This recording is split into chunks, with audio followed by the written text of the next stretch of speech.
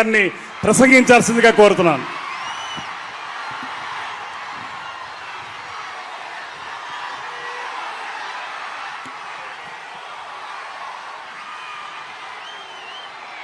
అందరికీ నమస్కారం. ముందుగా వేదిక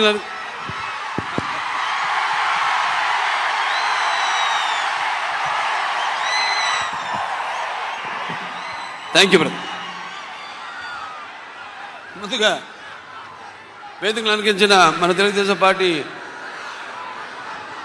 జాతీయ అధ్యక్షుడు శ్రీ నారా చంద్రబాబు నాయుడు గారికి, అలాగే జనసేన పార్టీ అధ్యక్షులు పవర్ స్టార్ సోదరుడు పవన్ కళ్యాణ్ గారికి, అలాగే వేదిక మీద ఉన్న తెలుగుదేశం పార్టీ మరియు జనసేన పార్టీ నాయకులకు, అలాగే వేదిక ముందున్న తెలుగుదేశం పార్టీ మరియు జనసేన కార్యకర్తలందరికీ కూడా, అలాగే ఈ యొక్క ప్రజాస్వామ్య పరిరక్షణకు బద్ధకంకణులైన నా తెలుగు ప్రజలందరికీ, అలాగే అనుక్షణం నన్ను ఆశీర్వదిస్తున్న విజయానికి నీరాజన పడుతున్న నా తెలుగింటి ఆడపడుచులందరికీ, అలాగే యువతరానికి ప్రతినిధులు, నవతరానికి నాయకులు, భావితరానికి భారతదేశపు మహాశక్తి అయిన యువతకు, అలాగే నా అభిమానులకు, పవర్ స్టార్ పవన్ కళ్యాణ్ గారి అభిమానులకు అందరూ కూడా నా హృదయపూర్వక నమస్కారం తెలియజేసుకుంటున్నాను. మరి ఆనాడు స్వర్గశ్రీ నందమూరి తారక రామారావు గారు పార్టీ వ్యవస్థాపకులు అన్నారు, తెలుగుదేశం పుట్టింది తెలుగు శ్రామికుడు చౌటలో నుంచి, కార్మికుడు కనిగిన కిన్నరాల్లో నుంచి, రైతు కూలీల రక్తంలో నుంచి, నిరుపేదల కన్నీటిలో నుంచి, శ్రామికుడి కంటి మంటల్లో నుంచి, అనార్థుల ఆకందనలో నుంచి పుట్టింది తెలుగుదేశం అని. మరి ఆనాడు ఒక చరిత్ర అది. అంతకుముందు మనం చరిత్ర పుటంలో ఏదో పుస్తకాల్లో చదివాము, ఎవరో చెప్తుంటే విన్నాము. ఏదో హరిశ్చంద్రుడు ఏదో తన భార్యని సత్య కోసం అమ్మేశాడనో, లేకపోతే శ్రీరామచంద్రుడు తన తండ్రి మాటకే కారణములు కేకారాడనో, లక్ష్మణుడు అన్నసేవకి అంకితమయ్యాడని, లేకపోతే పత్య దైవమని తరించిపోయింది సీతాదేవని, చాపకుడితో సమతను నేర్పాడు నాటి పలనాటి బ్రహ్మన్న,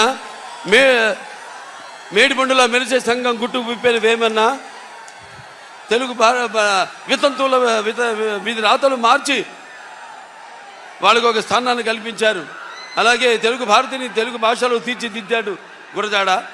అలాగే స్వతంత్ర భారత సమరాను దూకే నేతాజీ, అలాగే మన సత్యాగ్రహమే సాధనముగా స్వరాజ్యమే తెచ్చాను బాపూజీ, తెలుగు మన బ్రిటిష్ వారి గుండెని చూపించాడు అమరజీవి. అలాగే తెలుగు వారికి ఒక ప్రత్యేక రాష్ట్రాన్ని కోసం ఆహుతి అయ్యాడు అమరజీవి వెళ్ళి. ఇలా చదువు కానీ మనం తర్వాత చూస్తే మన కళ్ళారా చూసి ఎన్టీ రామారావు గారి పార్టీ తెలుగుదేశం పార్టీని ఏర్పాటు చేయడం. అయితే ఆయన తీసుకొచ్చిన పథకాలు ఎన్నో విప్లవాత్మకమైన పథకాలు తీసుకొచ్చి రావడం జరిగింది. అలాగే వెనక అంతవరకు ఈ పదవుల్లో లేని, అధికారంలో లేని ఈ బడుగు బలహీన వెనకబడిన తరగతులు, అలాగే తాడిత పీడిత కులాలు, మైనారిటీలందరినీ కూడా చేయూత నుంచి తీసుకొచ్చి అధికార పీఠాన్ని మీద కూర్చోబెట్టిన మహానుభావుడు నందమూరి తారక రామారావు గారు.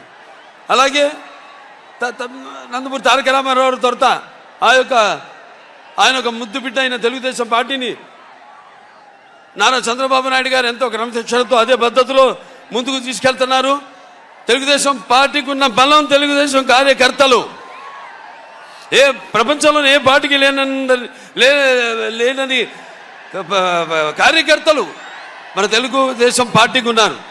అటువంటి ఒక నిబద్ధతతో, ఒక అంకుట దీక్షతో, ఒక క్రమశిక్షణతో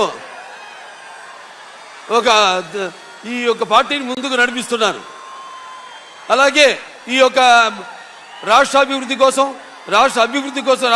సంక్షేమం కోసం, అన్ని తరగతుల సంక్షేమం కోసం ఎన్నో అభివృద్ధి కార్యక్రమాలు అటు రామారావు ఉన్నప్పుడు దానితో చంద్రబాబు నాయుడు గారి నాయకత్వంలో ఎన్నో అభివృద్ధి కార్యక్రమాలని, పథకాలని ప్రవేశపెట్టడం జరిగింది. ఇక చెప్పుకుంటూ పోతే కోకొల్లలు.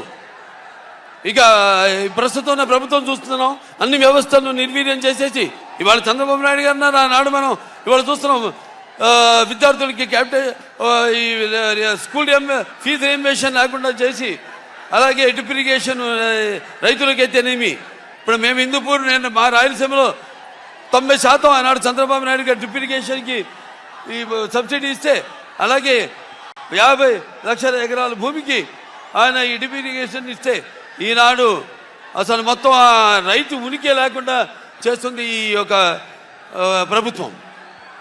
ఇలా చూసుకుంటూ పోతే విద్యారంగంలో మనం కిలోమీటర్కి ఒక ప్రాథమిక పాఠశాల, అలాగే ఒక 3 కిలోమీటర్లకి ఒక అప్పర్ హై స్కూలు, అలాగే 5 కిలోమీటర్లకి ఒక హై స్కూలు, అలాగే ఒక మండలానికి ఒక రెసిడెన్షియల్ స్కూలు.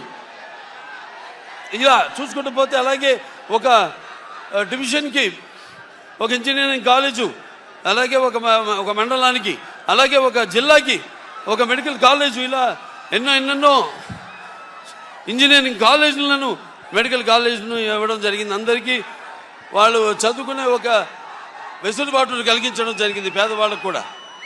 అటువంటి ఇవాళ మనం చూస్తున్నాం, ఏదో ఒక మహాకవి చెప్పిన కవిత్వం గుర్తుకొస్తుంది.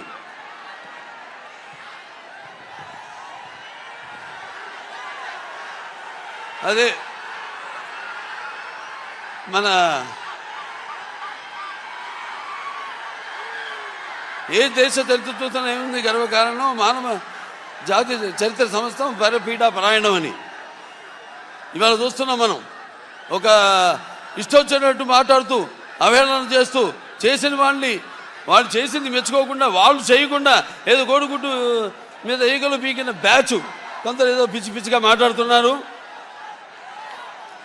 వాళ్ళని సూటిగా అడుగుతున్నాను, మరి మీరు చేసింది ఏమిటని. సరే, మేము చేసింది ఎంతో మేము చూపిస్తాము, మీరు రాండి బాబాటి మనం దాని మీద చర్చిద్దాం.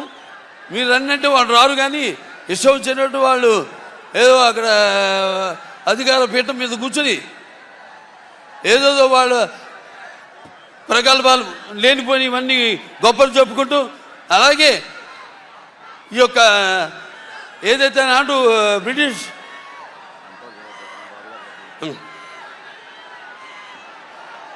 వాళ్ళు ఎలాగైతే మన దేశాన్ని విభజన చేసి పాలించారో, అలాగే ఈనాడు ఈ యొక్క రాష్ట్రాన్ని కూడా ఈ కులాల పేరుతో, మతాల పేరుతో విభజన చేసి మనలో చిచ్చు పెట్టి అందులోంచి వాళ్ళు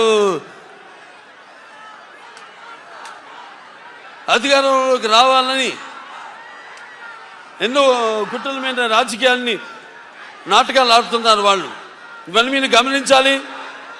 రాబోయే ఎన్నికల్లో ఈనాడు ఈ యొక్క జనసేన మరి తెలుగుదేశం ఈ యొక్క కలయికలో జరుగుతున్న ఈ మహాసభకు మీరంతా అసలు నేల అయినిందా, ఆకాశానికి చిల్లు పడిందా అంటే రీతిలో ఇసుకేస్తే రాలినంత జనసందోహం, ఈ జన సముద్రాన్ని చూస్తుంటే అనిపిస్తుంది నాకు. తప్పకుండా తెలుగుదేశం జనసేన యొక్క ఈ కూటమి అధికారంలోకి వస్తుంది. మీరు సిద్ధమా? మీరు సిద్ధమా? మీరు సిద్ధమా? మరి యొక్క ప్రజాస్వామ్యంలో మీకున్న ఆయుధం ఓటు, ఆయుధాన్ని మీరు సద్వినియోగం చేసుకుని రేపు జరగబోయే ఈ ఎన్నికల కురుక్షేత్ర సంగ్రామంలో మీరు మరి ఈ యొక్క తెలుగుదేశం, ఈ యొక్క జనసేన యొక్క కుటుంబాన్ని మీరు ఆశీర్వదించి మీకు కావలసిన జవాబుదారీ ప్రభుత్వాన్ని మీకోసం అహర్నిశలు శ్రమించే, మీకోసం రాష్ట్ర అభివృద్ధి కోసం, మీ యొక్క భవిత కోసం, మీ పిల్లల యొక్క భవిత కోసం మీరంతా కూడా ఈ యొక్క కూటమిని ఆశీర్వదించాలని, మీకు కావలసిన సుస్థిరమైన ప్రభుత్వాన్ని మీరు ఎన్నుకోవాలని కోరుకుంటూ మరొకసారి ఈ యొక్క సభకు విచ్చేసిన అభిమానులందరూ కూడా, యువతకు, అలాగే సోదర సోదరీమణులందరికీ, అలాగే తెలుగు ప్రజలందరికీ కొత్తగూడెం